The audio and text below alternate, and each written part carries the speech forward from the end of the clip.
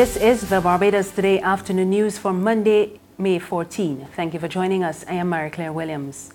Our top story this afternoon, former Prime Minister Owen Arthur is warning political parties that they cannot afford to make lofty promises to voters ahead of the election, given the current state of the economy. It was a clear reference to the manifesto presented by the Barbados Labour Party last week, which promised to, among other things, increase non-contributory pensions and restore free tertiary education. Arthur told a news conference this morning that the economy will go under unless something is done quickly to stabilize it. The next government, whichever it is, will assume responsibility for our economy. In that time of the year, June, July, August, September, is the worst time of the year for earning foreign exchange and for government expenditures and revenues.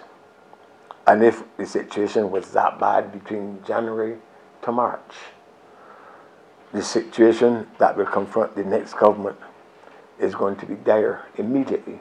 So much so that in the first 6 months, the next government of Barbados should concern itself with just stabilizing and steadying the ship of state and ensuring that the Barbados economy that is now in this dire state does not go under.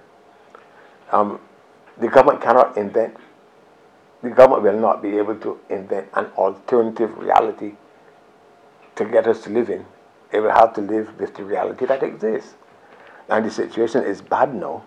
In the first 6 months, it's going to be very, very difficult. Arthur says concerns relating to the offshore sector is one of the first issues that must be addressed by the new administration. We have a tremendous challenge on our hands. It's either bring down the corporation tax rate on local income from 25% to 1%, or you increase the rate on the offshore sector from 1% to some other rate that may cause it to leave. And that has to be fixed. And without the offshore sector, Barbados is going to be in very serious difficulties. This is the first matter that I believe a new administration will have to deal with. That offshore sector has allowed us to have a sturdy middle class. It has supported the government's revenues. It has supported the reserves. Without it, we will have to invent a new sector to do that which that sector did for so many years. We will be living in a fool's paradise if this is staring us in the face. And we are dealing with any and every other thing other than fixing this economy. Meanwhile, Tourism Minister Richard Seeley told a Democratic Labour Party meeting last night that the BLP's proposals to turn around the economy are unrealistic. Restructuring your debt comes at a cost. Nobody is going to restructure your debt and give you a lower interest rate, particularly if your credit rating is not necessarily at investment grade. They are leaving out fundamental details, and it is being done deliberately. And you need to be wary of this, and you also need to be wary of what they are saying. And one of the things that I thought was quite interesting is the position on the IMF. They don't say that they're going to go, but they don't say that they're not going. Barbados Labour Party leader Mia Mottley claims that a meeting scheduled for 3 days before polling day will see the completion of the sale of the Barbados Hilton at $92 million below the assessed value. Addressing a party meeting in Oistins last night, Mottley presented documents projected onto a jumbo screen, and she asked supporters to come out in protest if the transactions are not halted by shareholders, which include the National Insurance Scheme. Proposed sale price, $160 million. Long-term loans that they will have to pay off when they get the money from the sale, $115.2 million. Short-term loans, $11.7 million.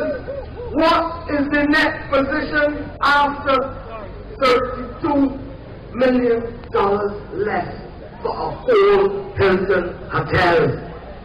Do you understand why the Barbados Labour Party will not agree to sell the freehold of the Barbados Hilton Hotel? And do you understand, and let us go now to Appendix D, that as a result of the NIS board and the CDP taking positions, and as a result of Kerry Simmons and the Labour Party coming out, all of a sudden, they remembered that they needed to do a valuation. Because the sale of the Hilton for $160 million was $92 million short of the book value for the Hilton. The book value for the Hilton is $252 million. There's regional and international news after this short break. One night, one winner, only one team can deliver. Balance, comprehensive, unrivaled coverage. Barbados Today, Capital Media HD 99.3 and 6 Gear Studios. Don't miss election night on www.facebook.com/Barbados Today, on www.barbadostoday.bb, live on www.capitalmediahd.com, and on www.facebook.com/Capital Media HD.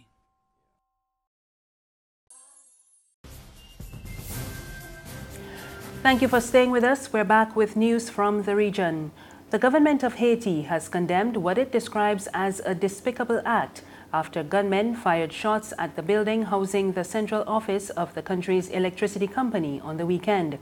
The Ministry of Communications said police and judicial authorities have been directed to investigate the incident. The government says the building was significantly damaged, but authorities gave no reason for the attack on the building, which occurred over 2 nights. They also did not say whether anyone was injured during the incident. On the international scene, Israeli troops killed dozens of Palestinians taking part in mass protests on the Gaza border today as the United States opened its embassy to Israel in Jerusalem. We get the details in this Reuters report. The relocation from Tel Aviv has angered Palestinians and been criticized by many foreign governments who call it a setback to peace. And as delegates celebrated the embassy in Jerusalem, violence and death at the Gaza border, where Palestinians gathered to protest. We are commemorating the biggest crime which the whole world committed against the Palestinians, and it is becoming worse by Trump's decision to make the embassy to Jerusalem. He is giving Jerusalem, which he doesn't own, as a gift to the Israeli occupation. Dozens of demonstrators were killed in the gunfire. Among the dead, a 14-year-old boy and a man in a wheelchair. That's according to health officials who said some 500 protesters had also been injured. Demonstrations here have been flaring since March 30th. As the Palestinian death toll continues to climb, no Israeli casualties have been reported. And finally, police in Indonesia say members of a family of 5 riding on motorbikes carried out a suicide bombing at a police headquarters in the city of Surabaya on Monday. It came after another family carried out bomb attacks on 3 churches on Sunday. Police blamed the Islamic State-inspired network. Lawmen say an 8-year-old girl survived the latest attack. That's news this afternoon. Remember, there's more on our website, www.barbadostoday.bb. You can also sign up for BT's WhatsApp news alerts, and you can subscribe to our e-paper, email updates, and like us on Facebook. We're on Izumi Media in bus terminals and on Screenplay at supermarkets and gas stations near you. You can also find us on Mix 96.9 FM. I am Mary Claire Williams. Good afternoon.